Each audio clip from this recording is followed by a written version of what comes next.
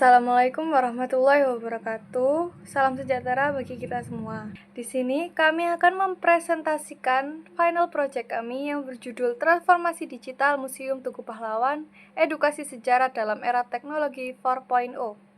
Anggota kelompok kami yang pertama ada saya sendiri, Salsabila Syarani, yang kedua ada Dewi Tasya, yang ketiga ada Anissa Olga Fidotul, yang keempat dan yang terakhir adalah Nafisa Mesayu. Yang pertama adalah latar belakang. Tugu Pahlawan di Surabaya adalah simbol perlawanan rakyat Indonesia melawan penjajahan, di mana museum ini berperan penting dalam mengedukasi masyarakat tentang perjuangan kemerdekaan.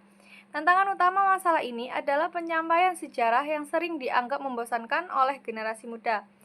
Informasi dalam format tradisional kurang efektif menarik perhatian mereka. Nah, solusi dari tantangan tersebut adalah adanya teknologi virtual reality atau VR yang hadir sebagai alat edukasi modern yang menghidupkan kembali peristiwa sejarah melalui simulasi mendalam dan meningkatkan pengalaman belajar. Saya Dewi Tasya Anggraini. Di sini saya akan menjelaskan tujuan dari penelitian kami. Yang pertama, yaitu mengidentifikasi potensi VR dengan mengetahui bagaimana VR dapat membuat edukasi sejarah lebih efektif dan relevan bagi generasi muda. Kemudian yang kedua, mengukur dampak dengan melihat pengaruh penggunaan VR terhadap minat dan pemahaman pengunjung, terutama anak muda. Yang ketiga, menyusun strategi efektif untuk implementasi VR di Museum Tugu Pahlawan. Tujuan ini memberikan arah yang jelas untuk memanfaatkan teknologi secara optimal, memastikan dampak positif bagi museum dan pengunjung. Selanjutnya yaitu metode penelitian.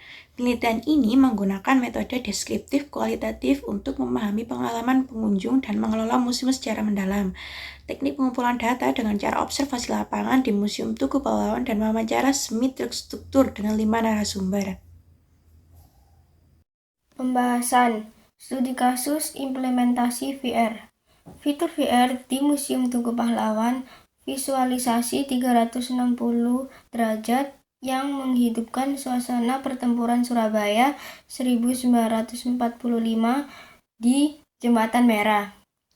Lalu, rekonstruksi suara menggunakan naskah seperti Bung Tomo dengan format interaksi. Selanjutnya ada animasi 3D yang menampilkan tokoh sejarah seperti Bung Tomo dengan format interaktif. Dan yang terakhir yaitu pengunjung dapat berinteraksi dengan objek seperti peta strategi perang.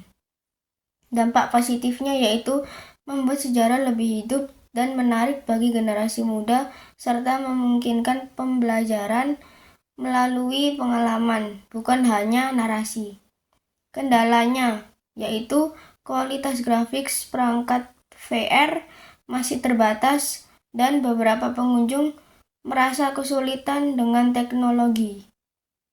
Hai, perkenalkan nama saya Anissa Olga Arova dengan NIM 104052400095. Di sini saya akan menjelaskan tentang analisis keuntungan dan juga kendala.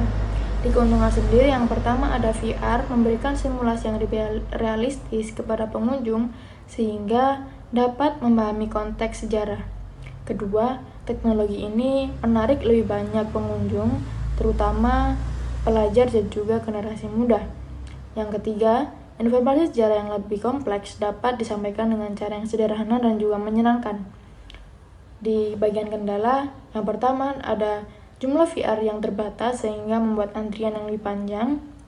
Yang kedua, teknologi VR membutuhkan perawatan dan juga pengembangan konten secara berkala.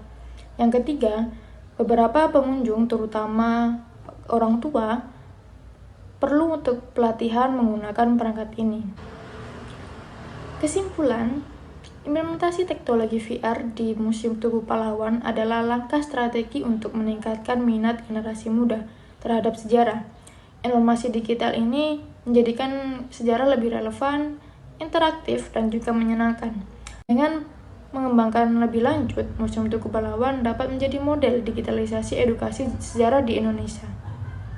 Sekian presentasi dari kelompok kami, kurang lebihnya mohon maaf. Wassalamualaikum warahmatullahi wabarakatuh.